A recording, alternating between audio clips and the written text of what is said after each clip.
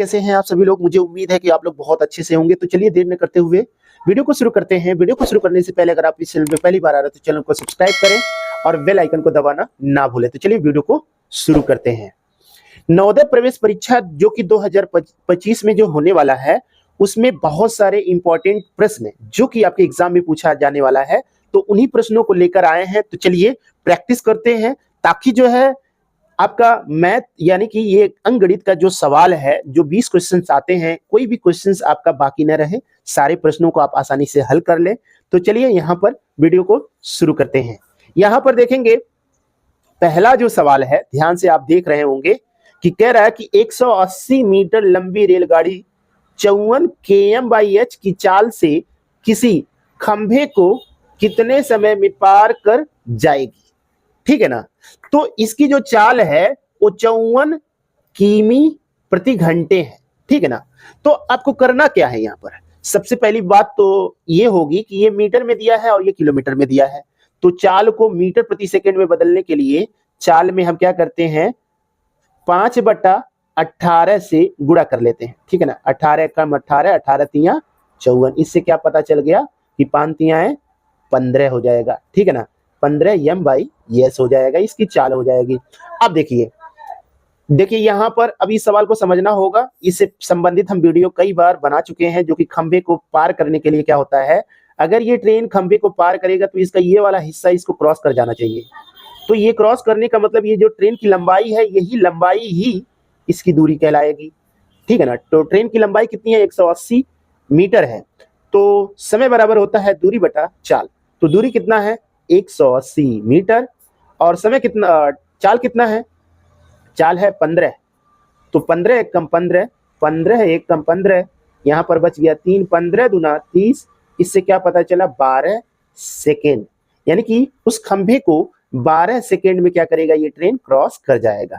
तो इस हिसाब से हमारा जो है कौन सा ऑप्शन सही होगा, ये सी वाला ऑप्शन राइट होगा। ठीक है। प्रश्न है 240 का 50%, 400 का 50% से कितना कम है। ठीक है। तो 50% का मतलब होता है आधा। आधा का मतलब अगर हम कहेंगे 240, तो 240 का मतलब 120। अच्छा, 400 का 50%, 400 का 50% क्या हो जाएगा, 200। भाई आधा, 400 का आधा 200। तो भाई दोनों में बीच में डिफरेंसेस कितने के हैं, अंतर कितने का है, 80 रुपए का है अंतर। तो यही हमारा आंसर हो जाएगा। ठीक है ना। अगर ऐसे नहीं समझ में आ रहा है तो आप क्या करेंगे, 240 आप लिखेंगे ऐसे, 240 का 50% यानी कि 50/100। ठीक है ना। ये 00 से ये 00 खत्म हो गया, और 24 पचे कितना हो जाएगा, 24 पचे 120। ठीक है ना। 120 रुपया ये हो गया। अब इसी तरह से 400 का क्या कर लेंगे, इसका भी क्या निकालेंगे, 50% बटा क्या हो जाएगा 100। तो ये 00 से 00 खत्म हो गया, 5 चौक को 20। तो कितना हो गया, 200। दोनों के बीच में अंतर कितने का हो गया, वही 80 जो हम निकाल चुके हैं। ठीक है ना। तो ऐसे सवाल हम इसका लगाएंगे। फिलहाल अगले सवाल पे आ जाते हैं। अगला सवाल यहाँ पे कह रहा है कि 300 रुपए का 5% वार्षिक ब्याज की दर से 2.5 वर्ष का ब्याज क्या होगा। तो क्या होता है, SI बराबर यानी कि सिंपल इंटरेस्ट बराबर होता है PRT/100, PRT/100। तो आप यहाँ पर देखेंगे P मतलब इसमें कितना है, 300 रुपया है। अच्छा, R कितना है, 5% है, और समय कितना लगा है, 2 दूना 4 और 1 5, और 5/2, और 100 से हम भाग देते ही है। तो ये 00 से ये 00 खत्म हो गया। अब आप 5 पचे 25, 25 तिया 75, और 75/2, और 75 का मतलब हो गया, आप देख लीजिए यहाँ पर 37, क्योंकि 2 तियाएं 6, 2 7 14, और 1 बच गया तो 1/2 हो गया। तो हमारा ये वाला ऑप्शन सही होगा। ठीक है ना। आगे बढ़ते हैं इसी क्रम में। यहां पर हम आ जाते हैं प्रश्न नंबर चौथे पर। प्रश्न नंबर चौथा देखिए ध्यान से। प्रश्न नंबर चौथे में क्या कह रहा है, 24 के गुणनखंडों की संख्या होगी। भाई 24 का मतलब यही हो गया, इसके गुणनखंड कितने हो सकते हैं, तो 24 एक कम 24। ठीक है ना। 12 दूना 24, 3 आठे 24, 4 6 का 24, 6 चौको 24, और 8 त्रिक 24, और 10 का कोई पहाड़, 10 का कोई पहाड़ा नहीं है, जो 24 होगा 10 11 12, 12 दूना 24 और 24 एक कम 24। तो काउंट कर लो इसको, 1 2 3 4 5 6 7 8। कितने अंक हो गए भाई? 8 अंक। यही हमारा राइट आंसर होगा। ठीक है ना। तो हम इसी तरह का ये सब सवाल लगाएंगे, बहुत ज्यादा इसमें घूमने की जरूरत नहीं है। अब देखेंगे यहाँ पर जो है 5वां सवाल, कह रहा है 3 अंकों की बड़ी से बड़ी संख्या तथा 4 अंकों की छोटी से छोटी संख्या का योग क्या होगा। तो 3 अंकों की बड़ी से बड़ी संख्या 9 9 9, 3 अंकों की सबसे बड़ी संख्या यही होता है। और 4 अंकों की सबसे छोटी संख्या 1 2 3 और 4 जोड़ लो भाई। तो बताओ 1999 होगा कि नहीं होगा? ये हमारा ऑप्शन सही होगा। ठीक है ना। इसी क्रम में हम आगे बढ़ेंगे। प्रश्न नंबर देखेंगे 6वां। प्रश्न नंबर 6 में देखेंगे, दो संख्याओं का गुणनफल 576 है। यदि पहली संख्या 48 है तो दूसरी संख्या क्या होगी? तो भाई करना क्या है, जैसे मान लेते हैं पहली संख्या मान लेते हैं a, दूसरी संख्या मान लेते हैं b बराबर a इंटू बी, यही होता है। ठीक है ना। तो a इंटू बी का मतलब ये 576 दिया है। ठीक है। पहली संख्या क्या कह रहा है? 48 कह रहा है, तो दूसरी संख्या b को रहने दो। यानी कि क्या करना होता है, जब दो संख्याओं का गुणनफल दिया हो तो एक संख्या से भाग दो तो दूसरी संख्या मिल जाएगा। यानी कि हम इसको डायरेक्ट भी कर सकते थे, 576 में 48 से भाग दे दीजिए, तो 24 दूना 48 और 24 में 24 का जब पहाड़ा पढ़ते हैं तो 576 होता है। तो 24 24 576, 24 हो गया, 2 1 कम 2, 12 दूना 24। इससे क्या निकल कर आ गया हमारा आंसर? 12। यही हमारा राइट आंसर होगा। प्रश्न नंबर आप देखेंगे, प्रश्न नंबर 7वां देखिए। प्रश्न नंबर 7वां कह रहा है, ठीक है, राम के पास कुछ कबूतर एवं कुछ भेड़ है।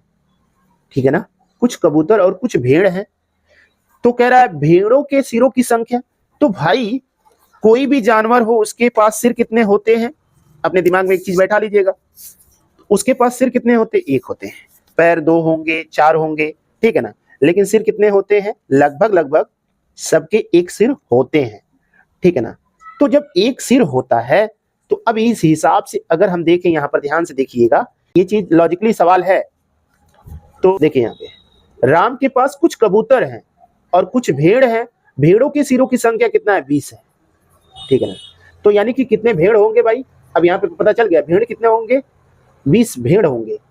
अच्छा, भेड़ों के कितने पैर होते हैं? 4 पैर होते हैं। 4 पैर हो गया, 4 दूना कितना हो गया? 8, यानी कि 80 पैर हो गया। अच्छा, सभी पैरों की संख्या, मतलब कुछ कबूतर हैं जो 2 पैर वाले हैं और कुछ हैं जो 4 पैर वाले हैं। तो कुल पैरों की जो संख्या वो 100 है, जिसमें भेड़ों की संख्या, भेड़ों के पैरों की संख्या कितना हो गया? 80। तो इससे क्या पता चला कि 20 जो पैर होंगे वो किसके होंगे? कबूतर के होंगे। और कबूतर के कितने पैर होते हैं? 2 पैर होते हैं। अगर हम 2 से भाग दे दें तो पता चल जाएगा कुल कितने कबूतर थे? 10 कबूतर थे। ठीक है ना। तो यहाँ पे कबूतरों की संख्या पूछ रहा है तो हम ऐसे लगा लेंगे। ठीक है ना। आ जाते हैं प्रश्न नंबर 8वां देखेंगे।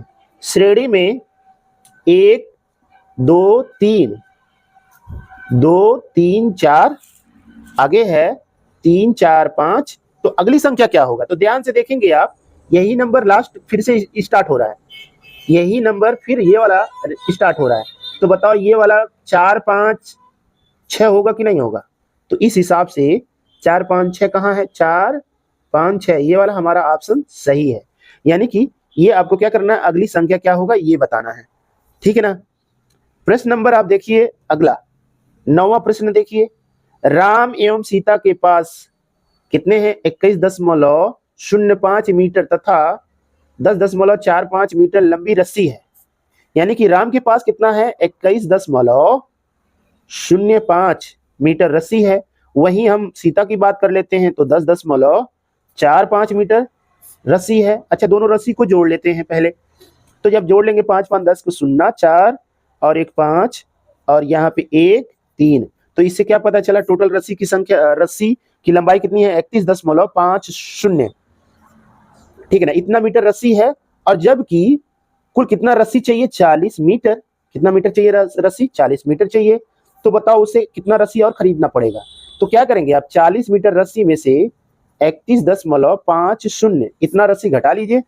तो भाई इसमें ऐसे हम घटा लेंगे 5, ये हो जाएगा यहाँ 9 में से 1 गया 8। और इससे क्या पता चल गया क्या हो जाएगा 8.5 मीटर रस्सी और चाहिए, यानी कि ये वाला हमारा ऑप्शन क्या है, सही है। ठीक है, अगले प्रश्न में आ जाते हैं। प्रश्न ये लास्ट है, ध्यान से देखिएगा, बहुत ज्यादा इसमें दिमाग लगाने की जरूरत नहीं है, बहुत आसानी से ये लग जाएगा। क्या कह रहा है, देखिए कह रहा है व्यंजक 5 प्लस 4 गुणे 8 गुणे माइनस 6 गुणे भागा 3 का मान निकालो। तो भाग देंगे तो 3 दूना कितना हो जाएगा, 3 दूना 6, यानी कि यहाँ पे हो जाएगा 2, यहाँ पे है 5 और 8 चौक को कितना हो गया 32 और माइनस, ठीक है ना। तो अब आप देखिए ध्यान से, 32 5 37, 37 में से 2 निकल गया तो 35 हो जाएगा ये हमारा आंसर। ठीक है ना, इस तरह से जो है हम सवाल को लगाएंगे। Thank you so much, bye bye.